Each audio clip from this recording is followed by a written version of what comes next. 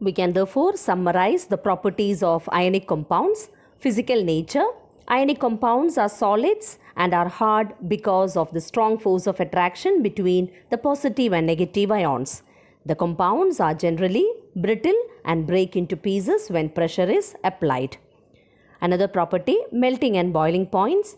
Ionic compounds have high melting and boiling points. This is because a large amount of energy is required to break the strong interionic attraction.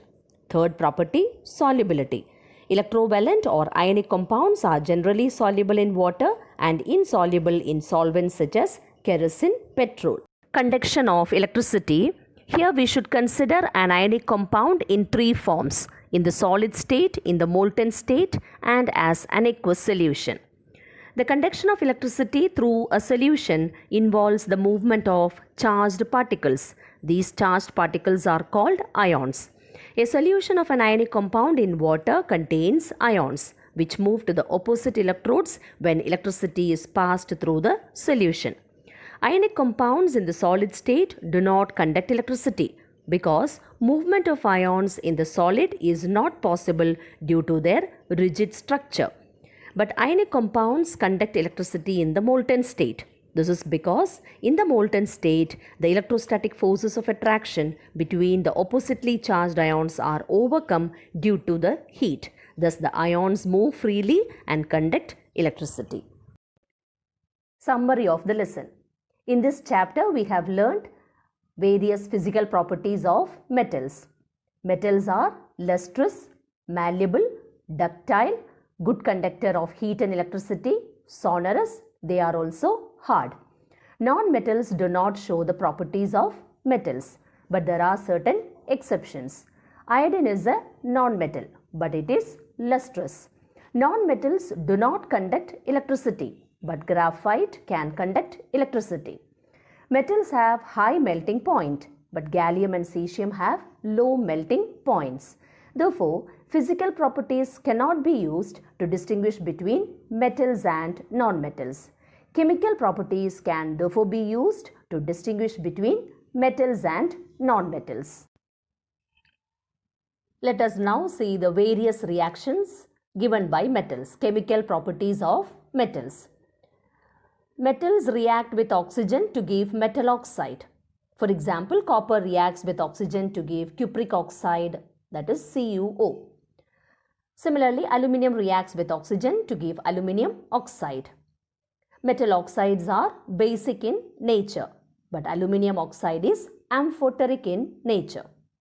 Now consider the next reaction. Metals react with water to give either a metal oxide or metal hydroxide with the evolution of hydrogen gas.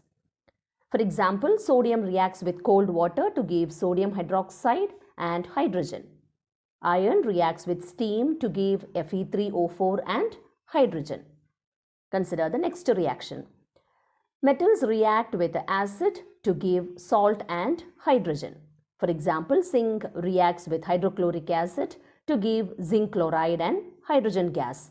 Similarly, zinc reacts with sulfuric acid to give zinc sulfate and hydrogen gas. But when a metal reacts with nitric acid, hydrogen gas is not evolved. This is because nitric acid oxidizes hydrogen to water.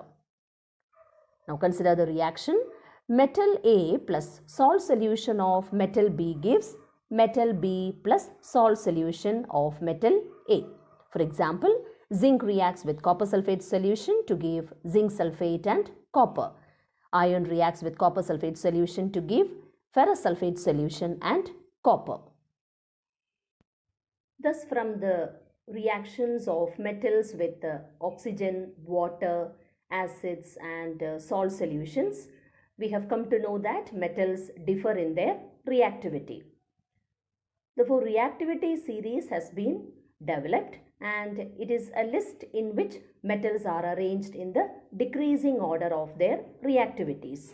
Highly reactive metals like potassium, sodium, calcium are placed at the top of the series. Moderately active metals like zinc in the middle of the series and the least reactive metals like silver and gold at the bottom of the series. Metals are electropositive they have a tendency to lose electrons to get stable octet configuration. Non-metals are electronegative. They have a tendency to gain electrons to get stable octet configuration.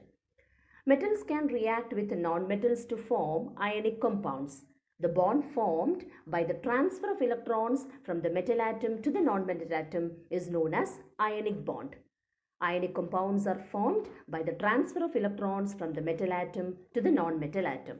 These compounds contain positive ions and negative ions. These ions are held together by electrostatic forces of attraction. Ionic compounds are solids, they are hard, they have high melting and boiling points and are soluble in water, but they are insoluble in kerosene. Ionic compounds can conduct electricity in the molten state and in aqueous solution, but they do not conduct electricity in the solid state.